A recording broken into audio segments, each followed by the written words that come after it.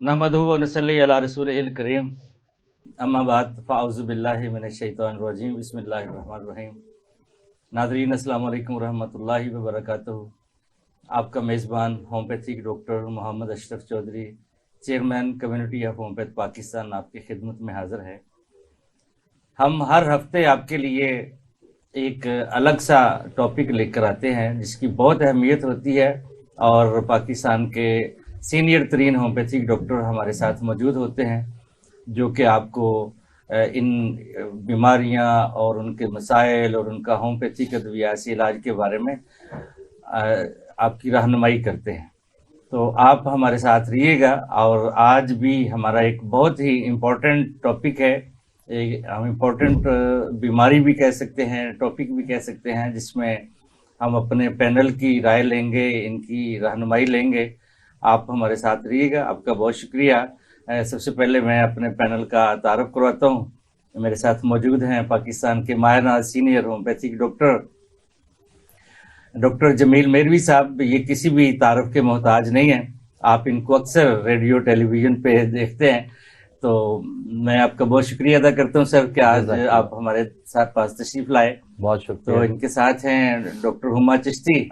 इनकी तस्वीर आप देखते ही रहते हैं, ये अक्सर प्रोग्रामों में हमारे साथ मौजूद होती हैं। डॉक्टर हुमा चिश्ती, आपका भी बहुत शुक्रिया। Thank you. तो नाजरीन, आज का जो हमारा टॉपिक है इसमें हम डिस्कस करेंगे जॉइंट्स पे। इंसानी जिस्म में जोड़ों की क्या अहमियत है, जॉइंट्स क्या होते हैं, जॉइंट्स की प्रॉब्लम्स क्या होती हैं और इनके मसाइल क्या होते हैं, जॉइंट्स को चोट लगने के बाद किन किन मसाइल का सामना करना पड़ता है। तो आज अपने सीनियर तरीन होम्योपैथिक डॉक्टर से इस बारे में बात करते हैं। तो सबसे पहले मैं डॉक्टर जमील मेरवी साहब की तरफ आता हूँ। तो सर, आप बताएं कि इंसानी जिस्म में जॉइंट्स की इम्पोर्टेंस क्या है, क्या अहमियत है, ये जोड़ क्या फंक्शन करते हैं इंसानी जिस्म में। बहुत शुक्रिया एक तो आपका, और उसके बाद स्पेशल टीवी का। और बहुत अच्छा, ख़ासतौर पे ये जो प्रोग्राम है कि हेल्थ एजुकेशन जो है ना, इसकी इस वक्त बड़ी शदीद ज़रूरत है कौम को, इसलिए कि हम एक स्कूल से लेकर कॉलेज यूनिवर्सिटी तक और उसके बाद मास वाइज जो प्रोफेशनल एजुकेशन है हमारे यहाँ, जो डॉक्टर्स बन रहे होते हैं या होम्योपैथिक डॉक्टर बन रहे होते हैं या जो तबीब बन रहे होते हैं, उन कॉलेजेस को निकाल कर बाकी तमाम जगहों पे कहीं भी जो हेल्थ से रिलेटेड एजुकेशन है ना, वो कहीं भी नहीं है। तो इसके लिए वक्त की बड़ी ज़रूरत भी है, और स्पेशल टीवी अगर इसको कर रहा है और लोगों तक हेल्थ एजुकेशन जो है वो पहुंचा रहा है, उसकी अवेयरनेस दे रहा है, तो वो मुबारकबाद के मुस्तहिक हैं आप सब लोग। बहुत शुक्रिया जी आपका। और दूसरी बात रहेगी, जहाँ तक जोड़ों का ताल्लुक है, तो जोड़ जो होते हैं ये पूरी बॉडी का सर्विस स्ट्रक्चर होते हैं। यानी आपकी पूरी बॉडी जो ढांचा है वो सारे का सारा मुख्तलिफ बोन्स पे, हड्डियों पे मुश्तमिल होता है, बट उनके दरमियान में जोड़ जो है ना वो बड़ा अहम किरदार अदा करते हैं। और फर्ज करें कि ये बाजू है, तो इसको हम अगर इधर खाने के लिए अपने मुंह की तरफ लेके आ रहे हैं तो ये कोनी का जोड़ है, कलाई के हैं, इसके अंदर बेशुमार जोड़ हैं, फिर उसके बाद उंगलियों में जोड़ हैं। तो ये अगर ना होते तो हम अपनी बाजू ये सीधी रख के बैठे होते, और हम किस तरह से अपनी तरफ कोई मूवमेंट जो करना है ना बॉडी की, वो जोड़ों का बड़ा गहरा ताल्लुक होता है इसके साथ। और उसके लिए भी जो है वो हमारे ग़िज़ा इस वक्त जो है वो बड़ी इंपॉर्टेंट रोल अदा करती है। और जोड़ों के अंदर भी मुख्तलिफ जो है वो मिजाज होते हैं। यानी आपका जो दिल है, आपका जो जिगर है, आपका जो दिमाग है, सब बेसिकली तो ये मोस्ट इम्पॉर्टेंट ऑर्गन है जिसको हम लाइफ ऑर्गन्स कहते हैं। तो इसी तरह से जोड़ है, फर्ज करें कोई भी, तो उसके अंदर जो है वो जिगर का ताल्लुक भी है, यानी वहाँ पे जो हमारे ग्लैंड्स हैं, गदूद हैं, वो उससे रिलेटेड ऑपरेट हो रहे होते हैं। और इसी तरह जो हमारे वहाँ पे उजलात है, मसल्स हैं, जो पट्टे हैं, जो उसकी मूवमेंट करवाते हैं, वो उसका ताल्लुक हमारे हार्ट से ऑपरेट हो रहा था, चूँकि उसका कैपिटल जो हमारा हार्ट होता है।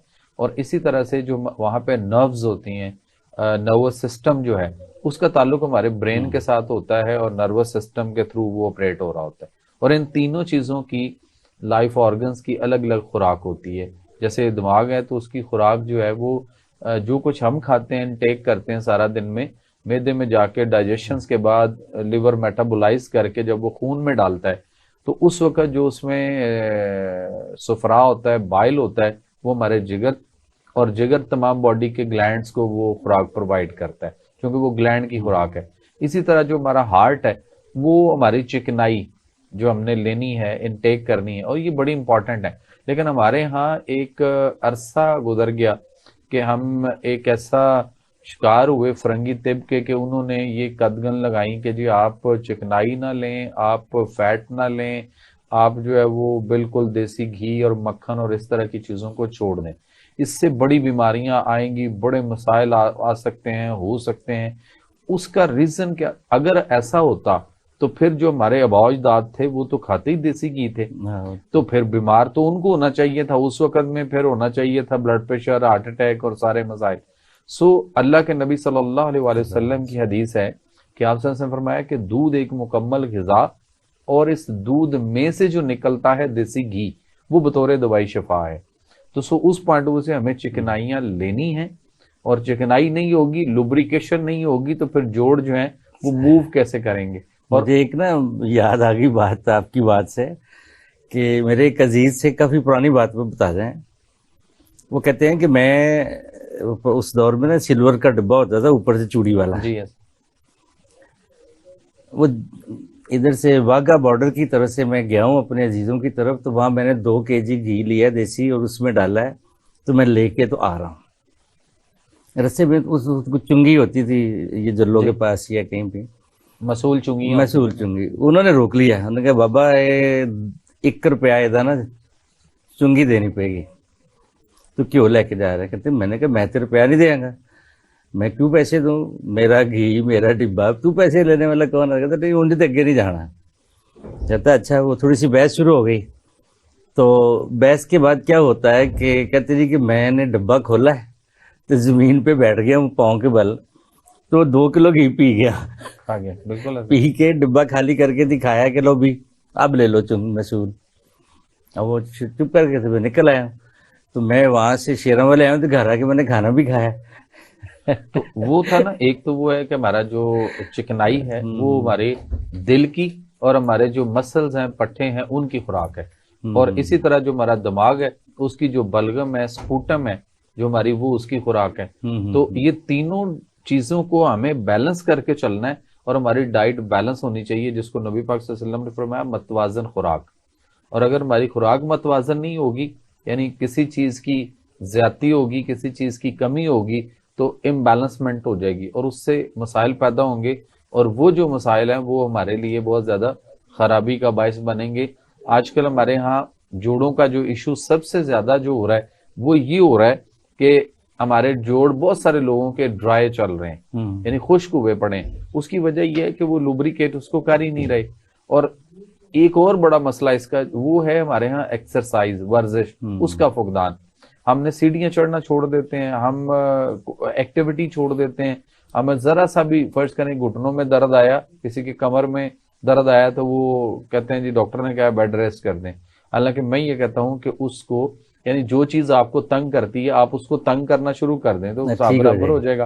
तो वो घुटने अगर आपको तंग कर रहे हैं तो आप सीढ़ियां चढ़ना शुरू करें। आपकी बड़ी रिसर्च है, आपका बड़ा नॉलेज है। क्या पूरी दुनिया में इस वक्त ऐसे ही चल रहा है कि पूरी दुनिया के तमाम ममालिक में एक्सरसाइज का फुकदान है, लोग सहल पसंदी का शिकार हो चुके हैं? क्या ऐसे ही है पाकिस्तान की में ये मर्ज है? हमारे यहाँ चूंकि ज्यादा हो चुका हुआ है, हम ज्यादा सहल पसंदी और उस तरफ जा चुके हुए हैं। हम लोग चाहते हैं कि पार्क्स हों और जॉगिंग ट्रैक्स हों, लेकिन वो हर जगह पे तो आप नहीं कर सकते।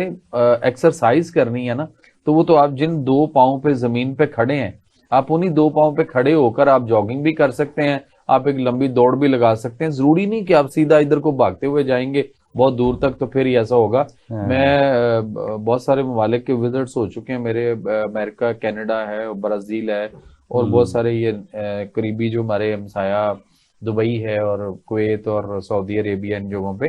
तो जो लोग एक्सरसाइज करते हैं वो फर्स्ट क्लास फिट हैं, और जो नहीं कर रहे उनमें मोटापा भी आ रहा है, फिर उससे कई सारी बीमारियां भी आ रही हैं। और फिर खास तौर पे हमारे ये जो मोरों के मसाइल बन रहे हैं कमर के, वो इसी वजह से बन रहे हैं। और फिर हमारे बैठना जो सिटिंग है वो बहुत ज्यादा है, और हम ओवर टाइम बैठकर काम करते हैं, तो उसमें क्या होता है कि हम अपनी उठ के 10 मिनट होता है ना, हम कहीं जाकर रेस्ट कर लें, थोड़ा सा सस्ता लें, वो कैलूला कर लें, वो चीजें हमने खत्म कर दी। हम कहते हैं कि बैठ के काम करते रहें, बस थोड़ा सा टेढ़े मेढ़े होके जैसे हो सकता है।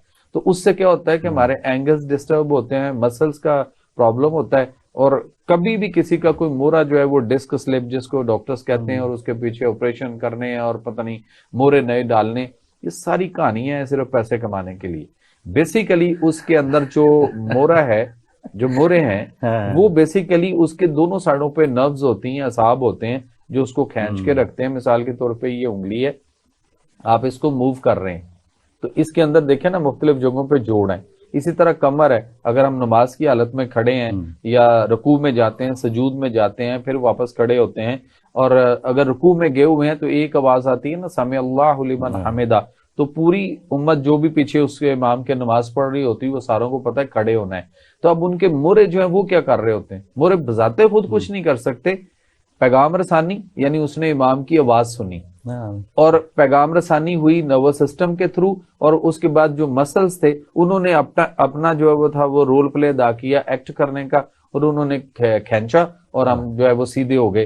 तो हड्डियां जो होती है ना, जो जोड़ वहां पे हैं जैसे मुरे, तो वो कहीं भी कुछ नहीं होता, वहां पे नर्वस सिस्टम का और मस्कुलर सिस्टम का जो है वो प्रॉपर प्रॉब्लम है। लेकिन हम जी डॉक्टर वकील साहब, आज आप स्ट्राइक की वजह से थोड़े लेट हुए हैं, बहुत शुक्रिया आपका कि आप तशरीफ ले आए।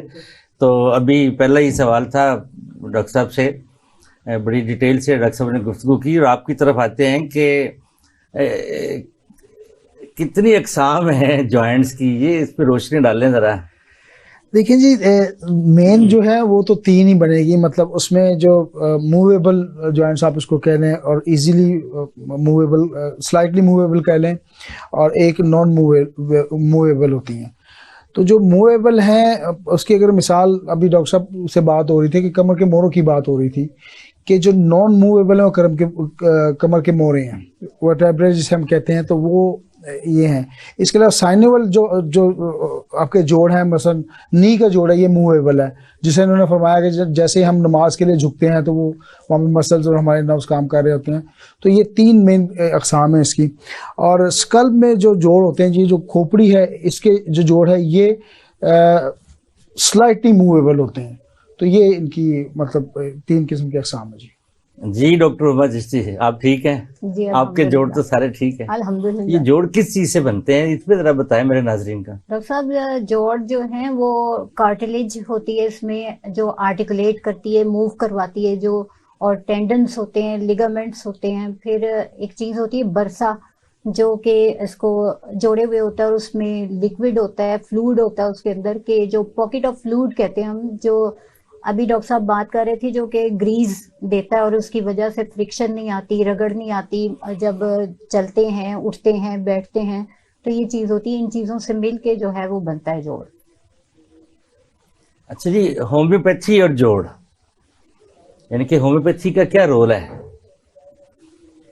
होम्योपैथी का बड़ा जबरदस्त रोल है उसमें जी। उसकी वजह ये एक मैं थारोली पूछ रहा हूँ, देखें, इस पे हम तीनों मेहमानों की राय लेंगे कि होम्योपैथी जो है, क्या जोड़ों का कोई भी पेशेंट जो है किसी भी किस्म की कोई प्रॉब्लम जॉइंट्स की हो जाए, जिसमें यूरिक एसिड भी आ जाता है, इसके अलावा और बहुत सारी, डॉक्टर साहब आपके सवाल का मैं अगर जवाब तो दूं, बारी बारी जरा डॉक्टर साहब की राय ले लें। जी बिल्कुल जी डॉक्टर साहब। मैं इसके बारे में तो एक एक्सपीरियंस शेयर करूंगा कि मैं इस फील्ड में आया कैसे था।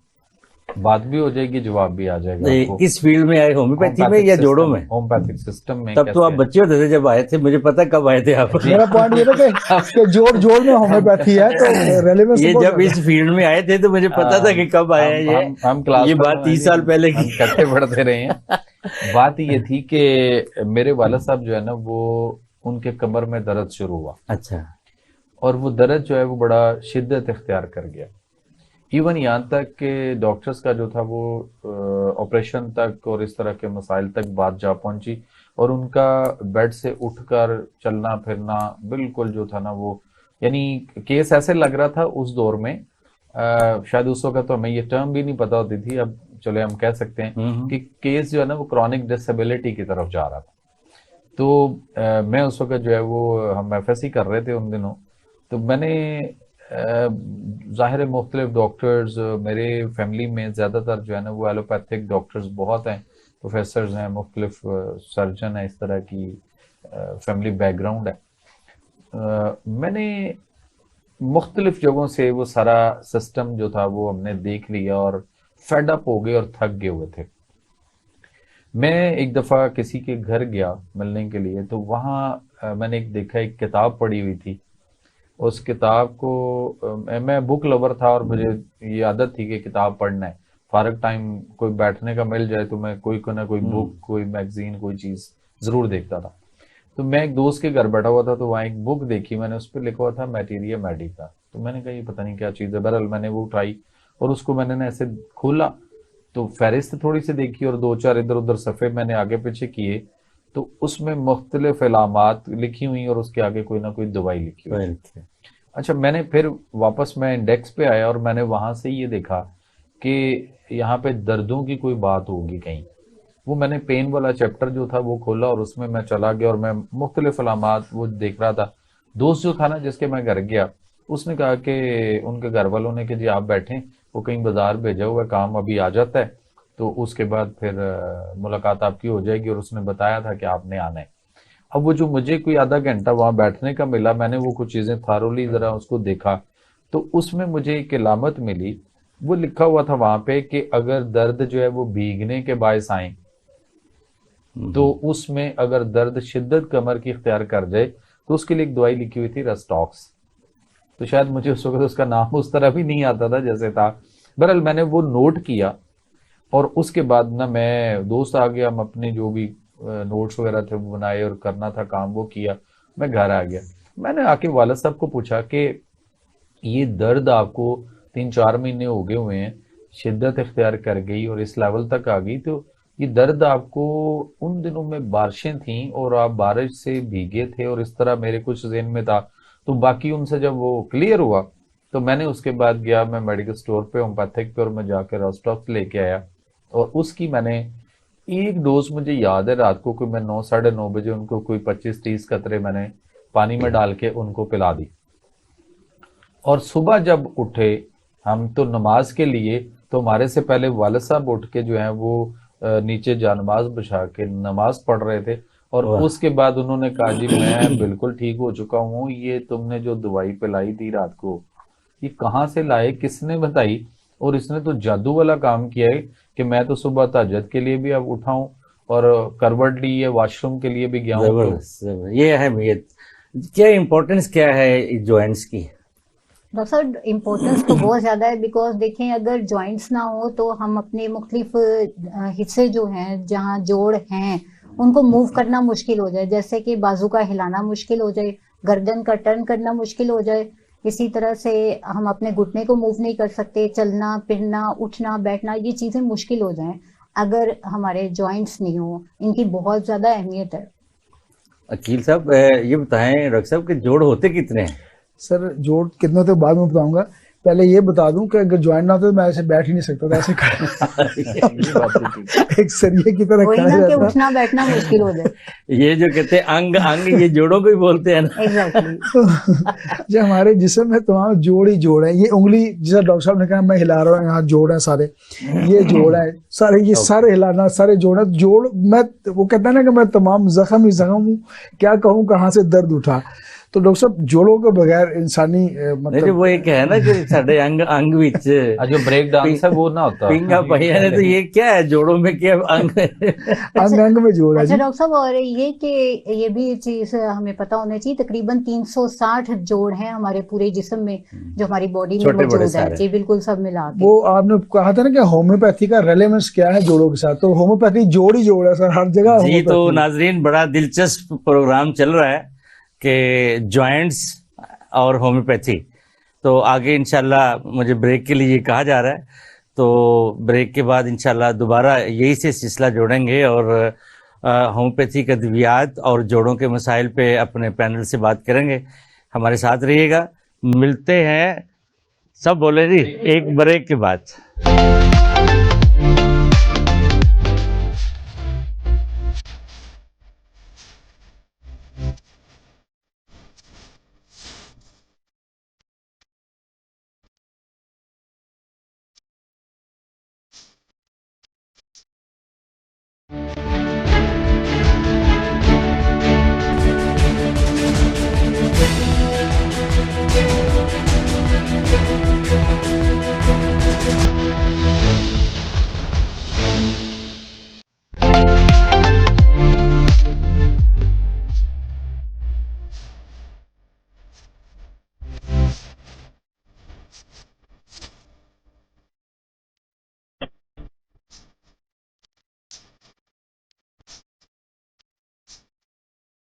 जी, तो नाजरीन, वक्फे के बाद दोबारा आपकी खिदमत में हाजिर हैं।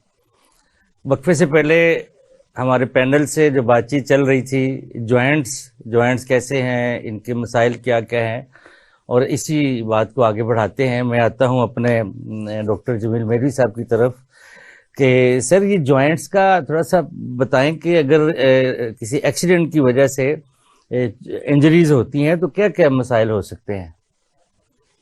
ये डिपेंड करेगा कि इंजरी जो है वो है किस नोयत की। हाँ, बस का As जैसे present फ्रोजन condition। शोल्डर हो जाता है इंजरी से, या फ्रैक्चर हो जाते हैं, तो उसमें फिर क्या मसाइल पैदा होते हैं? देखें, वो फिर बॉडी की मूवमेंट आपकी रुक जाएगी ना। अगर आपके फर्ज करें कि हंसली की हड्डी जो क्लेविकल बोन है, इसका फ्रैक्चर बड़ा आम सा है, जरा सा गिरें तो हल्की सी चोट आए, वजन ज्यादा थोड़ा सा उठा लिया जाए तो क्लेविकल बोन जो हमारी है जो बड़ी जल्दी फ्रैक्चर करती है। इसी तरह आपने फ्रोजन जब शोल्डर की बात की है, तो हमारी वही बात है कि एक्सरसाइज और मूवमेंट अगर नहीं है या मसल्स वर्क नहीं करता, मसल फुल हो जाएगा तो आपकी जो सिस्टम है सारे का सारा वो ब्लॉक होगा, और जब सिस्टम ब्लॉक होगा तो आपकी बाजू जो है वो मूव करना वहां से। जी डॉक्टर उमर, ऑस्टियोआर्थराइटिस क्या होता है, ये मेरे नाजरीन को बताएं जरा। इसमें क्या होम्योपैथिक इफेक्टिव है ऑस्टियोआर्थराइटिस पे? जी, बेहतरीन रिजल्ट है इसमें। ऑस्टियोआर्थराइटिस जो है, देखिए ऑस्टियो है बोन एक्चुअली, और आर्थराइटिस जो है वो आर्थो है हमारी बोन, और जोड़ों का यानी जोड़ को आर्थो कहा जाता है, और आइटस जो है वो सोजिश है, यानी कि हड्डी और जो जोड़ है उसकी सोजिश को कहा जाता है ऑस्टियोआर्थराइटिस। और जोड़ों की सोजन जो है या सोजिश कह लीजिए, अगर वो क्रॉनिक हो जाए तो मोस्टली ये ऑस्टियोआर्थराइटिस ही होता है जो हुआ होता है। और ये हमारे माशरे में सबसे ज़्यादा जो प्रॉब्लम जॉइंट्स की है ना, वो यही वाली है। ये अमेरिकन जो सोसाइटी है उसमें रूमेटोलॉजी की जो सोसाइटी है 40 ईयर्स के बाद जो है ना, यानी 40 साल के बाद उनका कहना है कि तमाम लोगों को होने के इसके चांसेस होते हैं, और ये आम पाया जाता है। और इसकी जो है वो यही जो है प्रॉब्लम्स हैं कि इसमें ज़्यादातर एहतियात ये करनी चाहिए। देखिए, जो जोड़ सूज गए हैं, उनमें सोजिश हो गई है, तो उसमें ये है कि सीढ़ियाँ चढ़ने उतरने में थोड़ा परहेज़ करना चाहिए। स्पेशली मैं ये कहूँगी कि जहाँ मूवमेंट आपको पेन कर रही है ना, वहाँ आप अवॉइड करें। ये नहीं कि अगर आपको दर्द हुई तो आप उसको प्रेशराइज करते जाएं जोड़ को, और उसको कहें कि नहीं कोई मसला नहीं है, और उसको उसी मूवमेंट पे जारी रखें। इससे थोड़ा सा अवॉइड करें। आप चलें फिरें, एक्सरसाइज करें, लेकिन विद लिमिट्स, वरना जो है वो प्रॉब्लमेटिक हो जाता है मसला। तो डॉक्टर वकील साहब, ऑस्टियोआर्थराइटिस में होम्योपैथी की कौन सी अद्वियात हैं? सर, होम्योपैथी की अगर आप इस तरह पूछेंगे कौन सी अद्वियात हैं, क्योंकि हम तो बिलीव नहीं करते कि पैथोलॉजिकल चेंज है या मतलब लेबोरेटरी रिपोर्ट्स पे जाहिर है सिम्टम्स जहाँ पे होंगे ना डॉक्टर साहब, जिस तरह जमील मेहरवी साहब ने फरमाया, मोटे मोटे कुछ चंद जी मैं मोटे मोटे बता मोटी दवाइयों पता लगे कि होम्योपैथी। जी बिल्कुल बिल्कुल, मैं उसी तरफ आ रहा हूँ। जैसे आपने सवाल किया कि कौन सी मेडिसिन के, तो इस स्पेसिफिक तो इस तरह आप टैग नहीं कर सकते। सिम्टम्स होती है होम्योपैथी में, मिसाल के तौर पर जिस तरह उन्होंने मिसाल दी कि जनाब भीगने से कोई मसाइल तो स्ट्रोक्स होती हैं, इसी तरह देखें अगर आपकी दर्दे क्या ऐसा होता है कि एक आदमी नहा के निकला तो उसकी कमर में दर्द शुरू, ऐसा भी? जी बिल्कुल होता है, बिल्कुल ऐसे केसेस हैं, अटैक हो जाते कॉलेज के अटैक हो जाते हैं, या बारिश से भीगा और बारिश से भीगे। डॉक्टर साहब देखिए, स्विमिंग पूल में नहर में नहाते हुए उसके बाद भी तो ऐसा बेसिकली टेम्परेचर का जो है ना रद्दो बदल होता है ना, कि हमारी बॉडी जो है वो बहुत हीट अप ज्यादा होती है। देर नहर में नहाए तो बुखार बखूर चढ़ता है, तब भी दूसरा डॉक्टर साहब, अब ये जो दर्द हैं बगल में रख के भी बुखार लेते होते थे, फिर भी देखिए दर्दे जो दर्दे हैं, डॉक्टर साहब का अपना बचपन याद आ रहा है। देखिए रेस्टॉक्स का जो पेशेंट होगा ना, उसको बैठने से तकलीफ में इजाफा होगा, वो चलेगा फिरेगा तो उसकी तकलीफ कम होगी, तो फिर जाके रेस्टॉक हरकत करने से उसे सुकून मिलता है। लेकिन गीले होने से उसको नुकसान होता है। तो ये होम्योपैथी का एक हुसन है। इसके बिल्कुल उल्टा एक दवाई है ब्रायूनिया। सिर्फ ब्रायूनिया की प्रॉपर्टी इसके बिल्कुल उल्टा है। ब्रायूनिया का पेशेंट चलने से उसको तकलीफ पड़ती है और लेटने से या बैठने से आराम होता है। तो ये होम्योपैथी का हुसन है। अब पेशेंट आपको बताएगा जी कि मैं गीला हुआ, बारिश में गीला हुआ, या मैं नहाया उसके बाद मुझे कॉम्प्लिकेशंस हुई, तो और फिर अगला सवाल हम उसे दागेंगे कि जनाब आपको चलने से क्या होता है, तकलीफ बढ़ती है कम होती है? वो कहते हैं चलने से मुझे तकलीफ कम होती है। तो मैं एक लम्हा ज़ाया किए बगैर स्टॉक्स उसको उसके केमिस्ट्री के मुताबिक वो कर दूंगा। इसके अलावा भी ना दो एक चीजें जो इस वक्त है वो बड़ी हमारे यहाँ खुराक के वाले से हैं। इसलिए कि इस वक्त जो लोग हैं ना वो बहुत ज्यादा चावल खाने के बहुत ज्यादा शौकीन हो चुके हुए हैं। उसमें बल्कि घर घर में मेरे घर चावल तो डेली की रूटीन है। आर्सेनिक उसके अंदर चावल में बहुत ज्यादा आ चुका हुआ है, और उसकी वजह से भी अवॉइड कर रहे हैं। फिर हम पिच भी नहीं उतार रहे हो, वो उसके समेत ही हम खा रहे हैं। और फिर एक और चीज है कि हम चावलों को जब बनाते हैं या खाते हैं तो उसके बाद हमें चाहिए कि हम इसको फ्रिज में नहीं लेके जाएं। हम तो इतने बना लेते हैं कि कल तक ये चलेंगे, और फिर हम बल्कि कई दिन चलेंगे जी, फिर हम उसको फ्रिज में रखते हैं, वहां से निकालते हैं, फिर गर्म करते हैं, फिर वापस फ्रिज में रखते हैं। तो ये भी बड़ा गलत है। फिर चावलों पर दही डालकर खाना जो है वो तिब्बे नबी की रोशनी भी मुजरे सेहत है, इसलिए कि चावलों पर दही डाल के नहीं खा सकते। और दही जब खाना हो तो ये सुबह नाश्ते की खुराक है, नाश्ते में, दोपहर या शाम या रात को बिल्कुल नहीं है। और मूली, खीरा, उसके बाद टमाटर है, प्याज है, और उसके बाद बंद गोभी है, ये चीजें आप दही के साथ इस्तेमाल नहीं कर सकते। अगर हम उसको तिब के और न्यूट्रिशन पॉइंट ऑफ व्यू से देखें तो मिजाजों के हवाले से चीजों के एक दूसरे, जैसे हम होम्योपैथी में कहते हैं ना, दवाई एक दूसरे के साथ क्लैश करती है, एग्रीवेट करती है, खुराक भी करती है। तो अब हम क्या करते हैं कि ये सारी चीजें, तो मेरे ख्याल डॉक्टर उमा बैठी हैं, इनको पता होगा कि ये सारी चीजें तो खवातीन जो है वो बनाकर उसके अंदर डाल के रायता बनाती हैं। एक ट्रेंड बन गया हुआ है ये कि रायते में ये तमाम चीजें डाली जाती हैं, जबकि ऐसा वाकई नहीं करना चाहिए। तो रायता गलत है, और फिर उसको चावलों के ऊपर डालकर उस रायते को जो खाना है वो और ज्यादा नुकसानदेह है। और उसके बाद खासतौर पे ये जो हम इस वक्त जो चीजें लेते हैं ना, कोयलों पे भुना हुआ गोश्त है, बारबेक्यूज है, कढ़ाई है, और टिक्के और कबाब और मुख्तलिफ चीजें, ये गोश्त के अंदर जो प्रोटीन होती है, ये प्रोटीन सारी जो है वो बर्न हो चुकी होती है। शोरबे वाला सालन जो होगा या यखनी होगी, उसमें प्रोटीन निकल आती है और आपकी बॉडी को फायदा करेगी, पट्ठों को भी, जोड़ों को भी, हड्डियों को भी, हड्डियों के अंदर बोन मैरो के अंदर जो हमारे सेल्स, ब्लड सेल्स होते हैं उनको भी।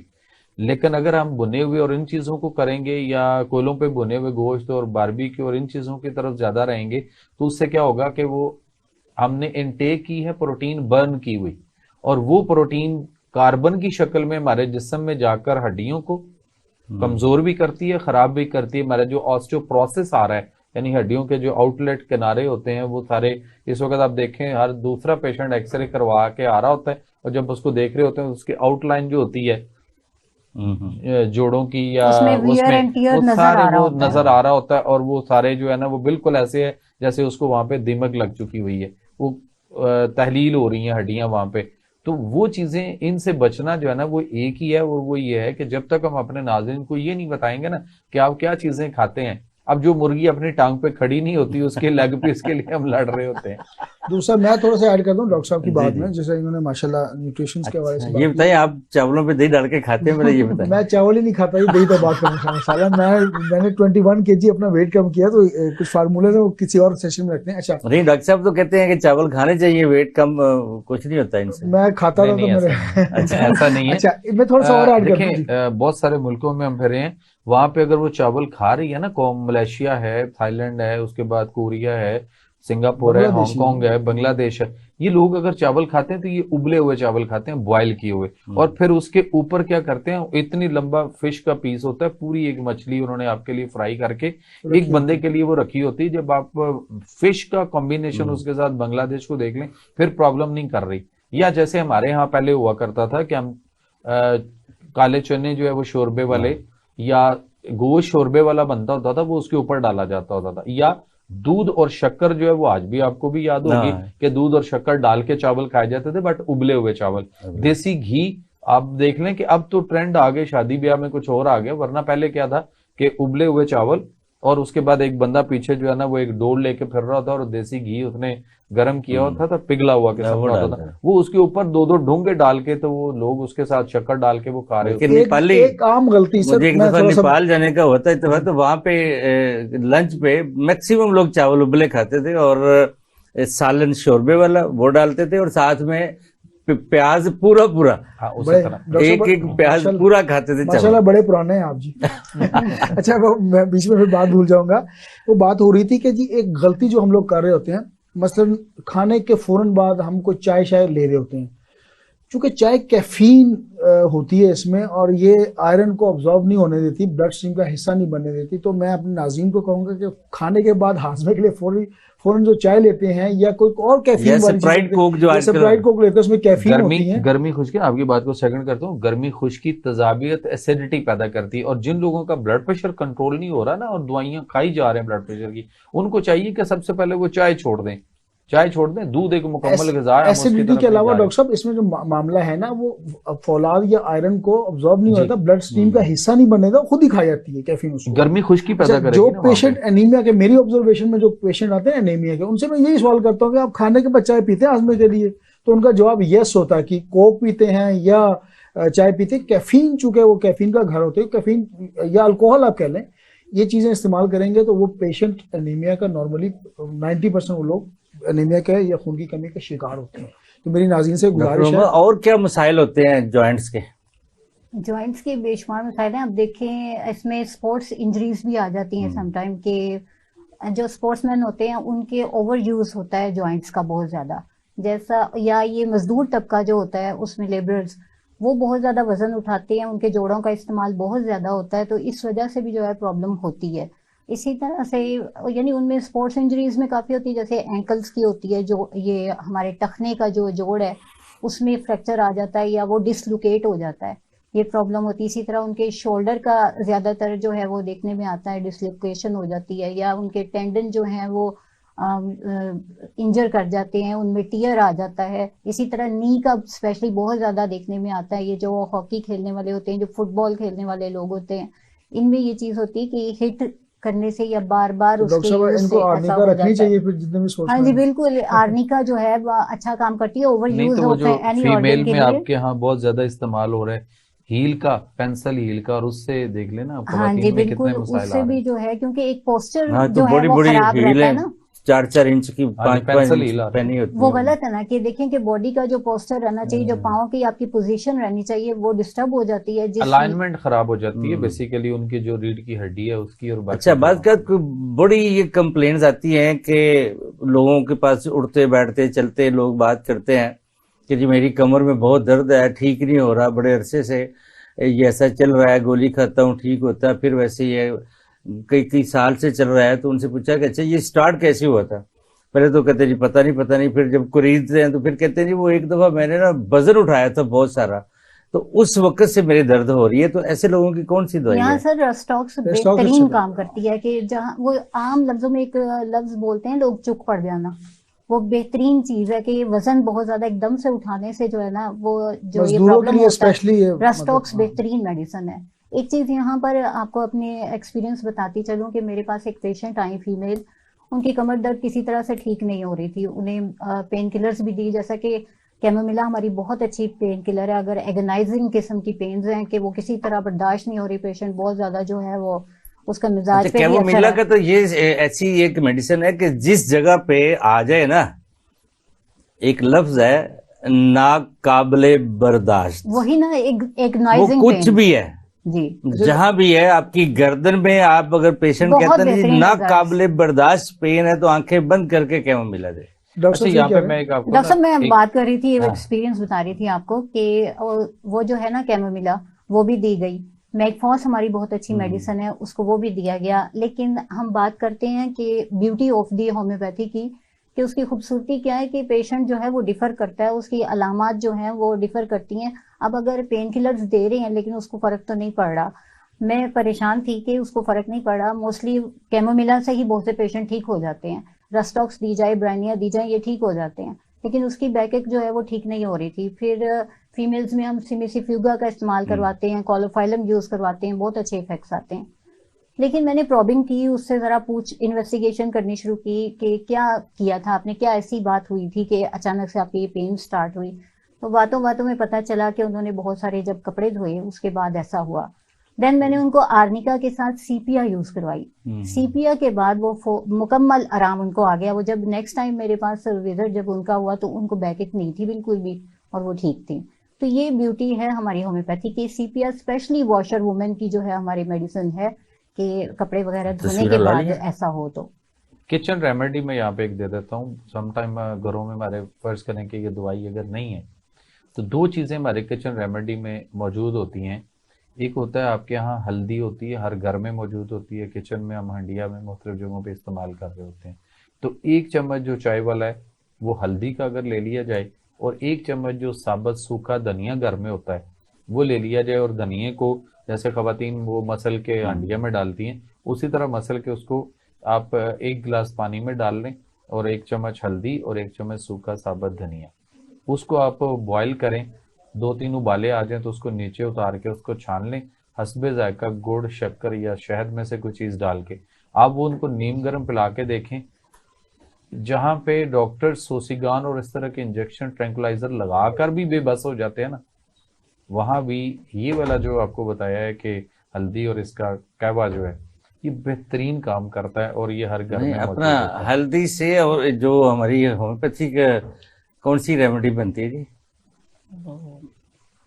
करक्यूमा लौंगा हमारी मेडिसिन है जो बनती अगर है। वो ली जाए जी वो डायरेक्ट पाई जा रही है ना, हल्दी में मौजूद है। तो वो कहते हैं कि और सूखे ये धनिये से डॉक्टर साहब कौन सी? बता रहे हैं मदर टिंचर में हम सूखे धनिये से कौन अच्छा सी डॉक्टर बनती? साहब, एक और चीज, अब ये नेचुरल न्यूट्रिएंट्स की अगर बात कर रहे हैं तो वहाँ मैं आपको बताऊं कि जहाँ ये चीजें काम करती हैं, अब देखें कमर दर्द है ना, वो सिर्फ जॉइंट्स की प्रॉब्लम की वजह से नहीं है, हाँ, वो जी। मसल्स की जो है वो खिंच जाने से भी होती है, जैसा कि रस्टॉक्स में हमने बात की। तो ऐसे में दालचीनी बहुत अच्छा काम करती है। दालचीनी का जो कहवा है ना, अगर वो पी लें या उसकी चाय पी लें तो वो बेहतरीन जो है, यानी दर्दों को कंट्रोल करती है, मस्कुलर नहीं, स्ट्रेंथ दालचीनी देती के है। क्या वे 6 होम्योपैथी की पोटेंसी क्यों न है? हाँ जी बिल्कुल, सिनेमम हमारी मेडिसिन है तो जो वो इसमें क्यों यूज वो होती है। क्यों नहीं आप वो तो नेचुरल, एक recommend बात कर हो रहे? रही थी तो मैंने एक वो भी तो addition किया। नेचुरल ही है ना, उसमें हाँ, क्या है कोई वो? अच्छा बिल्कुल। डॉक्टर साहब, हल जो है ना वो जिस तरह एक आज का स्लोगन है कि हल सिर्फ डैश डैश डैश, तो हल जो है ना वो होम्योपैथी में। अच्छा मुझे ये बताएं कि तिब में क्या हल है, या उसमें दूसरा जो एलोपैथी, इसमें क्या हल है? नहीं, तिब में करकोमा के कैप्सूल हल्दी पीस के कैप्सूल भरे होते हैं। अच्छा एलोपैथी में क्या, स्टेरॉइड लगा के पेशेंट की ऐसी तैसी फेरी दे। स्टेरॉइड बेसिकली है क्या? NSAIDs दिए जाते हैं ना, और पेन मैनेजमेंट है, और कुछ भी नहीं है। पेन एलोपैथिक मैनेजमेंट है, और स्टेरॉइड्स हैं क्या? वो ह्यूमन मेड हार्मोन्स हैं जो कि जिस्म में इंजेक्ट किए जाते हैं किस तरीके से, तो उससे जो नुकसान होगा। तो नाज़रीन से गुजारिश है कि होम्योपैथी की तरफ आएँ, बिल्कुल शाफी इलाज मौजूद है, नेचर के करीब तरीन है। तो आए हमारे पास, किसी भी अपने कॉम्पिटेंट होम्योपैथ फिजिशियन से रब्ता करें, इंशाल्लाह ताला ये जोड़ों के मसले तो होम्योपैथी में बड़े अच्छा इलाज है इसका। और जी मजीद जोड़ों के लिए बड़ी बड़ी डॉक्टर साहब, एक जो टिप देती हूँ। रूब्रिक्स हैं वो बताएं मेडिसिन। अच्छा, रुब्रिक मेडिसिन देखिए, लीडम बहुत अच्छा काम करती है। कैलमिया हमारी एक मेडिसिन है, बहुत अच्छा काम करती है। हाँ जी, कालमिया लूटा है शायद। जी जी बिल्कुल। लेटिफोलिया, कैलमिया लेटिफोलिया हमारी हम कॉल्चिकम को भी हम डिस्कस कॉल्चिकम नहीं बहुत कर रहे। अच्छी मेडिसिन कॉल्चिकम है, अलग जगह है। चेंज करने वाले जो पेन बहुत है अच्छी है। पल्सा बहुत अच्छी है हमारी मेडिसिन। इसके साथ साथ गोल्डेरिया एक मेडिसिन है हमारी, वो हम जब मदर टिंचर उसका यूज करवाते हैं, बहुत अच्छे इफेक्ट्स उसके देखने में आते हैं। हाइपेरिकम है, हाइपेरिकम, चूंकि वो नर्व्स के साथ एसोसिएटेड एक और भूल रहे हैं, कल्केरिया फ्लोर। कल्केरिया फ्लोर बेहतरीन वो है, बिल्कुल। वो जो तमाम बोन्स को बोन्स को चीज हमें ना पब्लिक को ये भी देनी चाहिए कि ये जो हम आदी हुए पड़े ना पेन किलर खाने के, ये हमारे मैदे में इस वक्त अल्सर, पेप्टिक अल्सर बहुत हो रहा है इससे, और उसके बाद हमारे लिवर का जो फंक्शन है वो बड़ा डिस्टर्ब हो रहा है, लिवर फैटी भी हो रहा है, और उसके बाद लिवर के बहुत सारे मसाइल और हेपेटाइटिस की तरह यूरिक एसिड आ रहा है। उसके बाद सबसे जो इम्पोर्टेंट चीज इस वक्त आ रही है वो आपका जो पेन किलर है, ये सारे के सारे आपके किडनी फेलियर का बायस बन रहे, और 20 लाख पाकिस्तानियों के गुर्दे जो है वो 1 साल में खराब हो रहे हैं। ये वो रिपोर्ट है जो फेडरल मिनिस्ट्री ऑफ हेल्थ ने प्राइम मिनिस्टर साहब को भेजी थी, इन रिटर्न फॉर्म में भेजी थी, और उस पर रिक्वेस्ट ये की गई थी कि जी आप जो है ना किडनी ट्रांसप्लांट के हॉस्पिटल ज्यादा से ज्यादा बनाने की तरफ आए। तो हम पब्लिक को ये समझाएं कि ये पेन किलर जो दवाइयां रोजाना फक्के मारते हैं, ये सिर्फ आपके ना नर्वस सिस्टम को हवासे खमसा में खम्स महसूस करने वाला होता है, ये उसको सुन करती है, और दर्द हो रही होती है, कुछ देर महसूस नहीं होती। नहीं जी नाजरीन, आज का टॉपिक इतना इम्पोर्टेंट था कि वक्त का एहसास ही नहीं हुआ कि हमारे 40 मिनट पूरे हो गए, हमारा वक्त ख़त्म हो जाता है।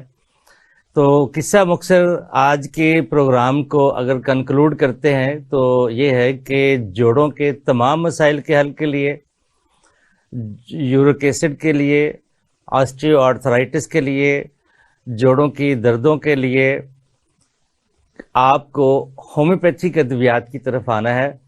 परहेज़ और नेचुरल होम्योपैथी एक कुदरती और शाफी तरीका इलाज है। और आप जोड़ों के किसी भी मसले के लिए होम्योपैथिक अद्वियात इस्तेमाल करेंगे तो इंशाल्लाह आपको शफायाबी होगी, नाकामी का सामना नहीं करना पड़ेगा और आपका जो जिस्म है वो भी बच जाएगा स्टीराइड से।